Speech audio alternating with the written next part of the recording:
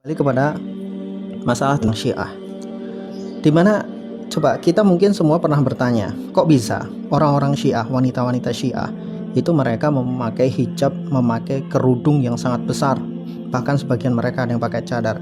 Tapi kok bisa harga berdiri mereka bisa dilecehkan dengan begitu murah? Mereka dinikahi dengan nikah mut'ah atau nikah kontrak, 1 hari, 2 hari, 1 jam, 2 jam, 1 bulan, 2 bulan, 1 tahun mungkin. Kok bisa seorang yang memakai pakaian yang sangat ketat seperti itu, tapi mereka itu dihargai dengan harga yang murah? Kalau kita pakai nalar, itu kan sepertinya hampir sesuatu mustahil. Ya, bahkan kaum muslimah saja secara umum itu suruh pakai hijab saja luar biasa sulit. Tapi kok bisa ini pakai hijab, tetapi pemikirannya itu kacau balau. Itu seperti apa sebetulnya? Apa yang membuat mereka menjadi seperti itu? Maka begini, sahabatku semua, orang-orang kafir itu pernah bertanya, mengapa orang Islam kalau sholat selalu mengucapkan ihdinas siratal mustaqim, tunjukilah kami jalan yang lurus. Kenapa? Apakah orang Islam itu selama ini tidak berada di jalan yang lurus? Jawabannya adalah di sini nih. Supaya apa? Supaya kita semua betul-betul dibimbing oleh Allah Subhanahu wa Ta'ala, supaya tidak mengikuti jalannya orang-orang kafir, juga tidak mengikuti jalannya orang-orang yang sesat. Orang kafir jelas orang-orang yang di luar Islam. Ya, agama-agama di luar Islam, mau apapun agamanya, mereka disebut kafir. Dan orang-orang sesat seperti orang-orang Syiah, Khawarij, Murji'ah, Mu'tazilah, itu adalah orang-orang yang sesat karena akidah mereka menyimpang dari apa yang diajarkan oleh Rasulullah SAW dan para sahabat. Tidak peduli sebanyak apapun pengikut mereka, kalau mereka sesat, ya tetap sesat. Jadi jangan dikira bahwa sesuatu yang sesat itu kemudian pengikutnya pasti sedikit. Nyatanya tidak. Syiah itu pengikutnya luar biasa banyak. Bahkan mereka sampai punya negara namanya negara Iran. Itu kan dihuni oleh mayoritasnya adalah orang-orang Syiah. Dan di Indonesia sendiri aliran nyeleneh pun ada yang ngikutin. Ada waktu itu sekte ubur-ubur. Kemudian aliran Salamullah yang dibawa oleh Lia Edan. Itu kan ada pengikutnya. Jadi ini kan sesuatu yang sesat, tapi banyak yang mengikuti. Ya tidak banyak banget, tapi ada yang mengikutinya.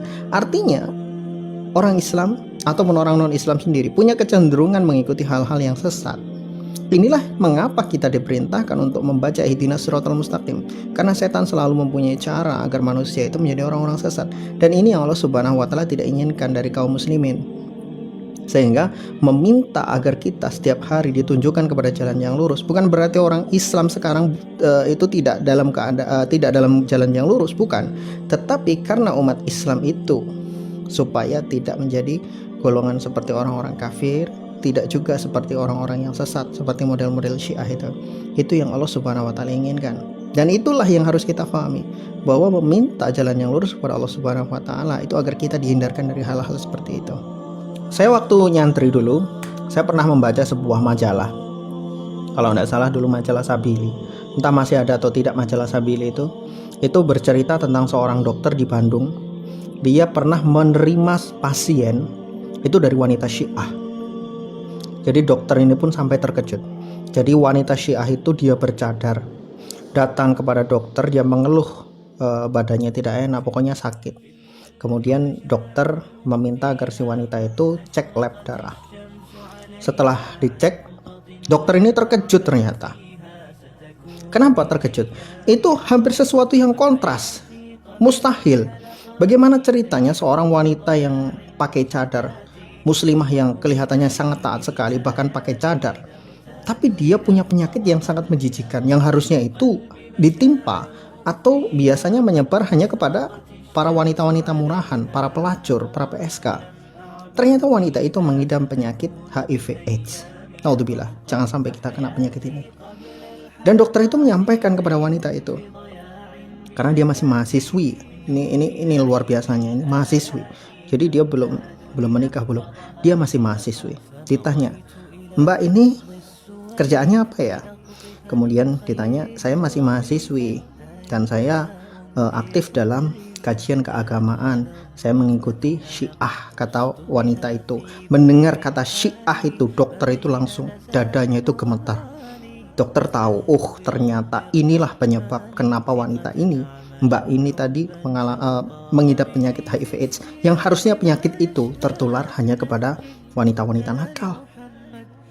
Kemudian disampaikanlah penyakit itu kepada mbaknya itu tadi. Mbak, setelah diuji lab, setelah kami teliti, ternyata mbak ini penyakitnya adalah HIV/AIDS. Berhentilah dari Syiah, berhentilah Anda dari mengikuti kajian-kajian Syiah kalau Anda ingin sembuh. Kemudian mbaknya itu bukannya menerima penjelasan dokter, dia malah memaki-maki dokter.